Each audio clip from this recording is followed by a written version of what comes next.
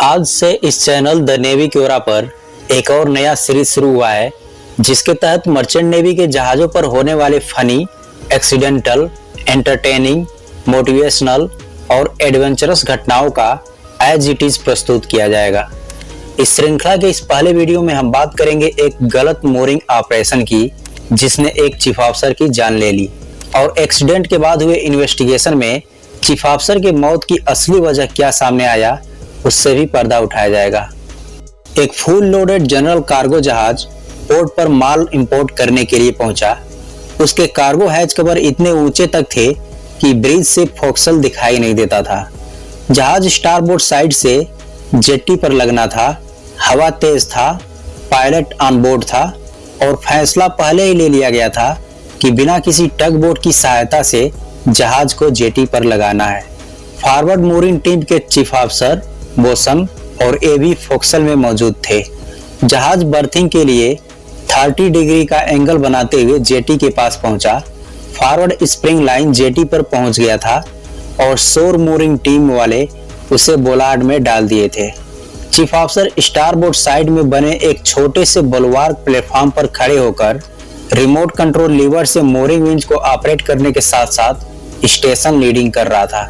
जहाज के स्टर्न को जेटी के बिल्कुल नजदीक करने के लिए पायलट ने इंजन स्लो अहेड और wheel on heart of port का कमांड दिया।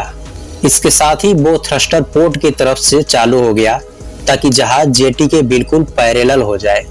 लेकिन इस कमांड और एक्शन लेने से पहले ही कैप्टन ने वीएचए पर फॉरवर्ड मूरिंग टीम को सचेत कर दिया था कि engine will go slow head and keep clear all personal from spring rope and snapback zone. इस इंस्ट्रक्शन को चीफ ऑफिसर द्वारा एक्नॉलेज किया गया, लेकिन फिर भी पता नहीं किस वजह से चीफ ऑफिसर अपनी जगह से हिला तक नहीं, वहीं खड़े रहा। कुछ सेकंड के लिए इंजन स्लो अहेड और व्हील ऑन हार्ड पोर्ट के बाद इंजन स्टॉप और व्हील मिडशिप कर दिया गया, लेकिन इससे स्टर्न जितना चाहिए था उतना मूवमेंट नहीं कर पाया और कुछ ही मिनट बाद दोबारा स्लो अहेड और हार्ड पोर्ट का कमांड दिया गया और दोबारा मास्टर ने फॉरवर्ड टीम को रोप से क्लियर रहने की चेतावनी दी और चीफ ऑफिसर द्वारा इस बात का कंफर्मेशन रिपोर्ट भी मिला। लेकिन पता नहीं क्यों फिर भी अभी तक चीफ ऑफिसर उस जगह से हटा नहीं। वह उसी जगह विंच रिमोट यूनिट के पास खड़े होकर टीम लीड कर रहा था। इस बार इंजन ऑर्डर कुछ ज्यादा मिनट तक चला और जहाज आगे की तरफ मूव कर दिया, जिससे स्प्रिंग रोप पर ज्यादा लोड आने से वह टूट गया और टूटा रोप बिजली की गति से चीफ ऑफिसर के सिर और गर्दन पर दे मारा। चीफ ऑफिसर का शरीर तुरंत निर्जीव होकर डेक पर गिर पड़ा। क्रू द्वारा फर्स्ट एड के सारे तरीके अपनाए गए। फिर एम्बुलेंस द्वारा हॉस्पिटल पहुंचने पर डॉक्टर ने चीफ ऑफिसर को मृत घोषित कर दिया।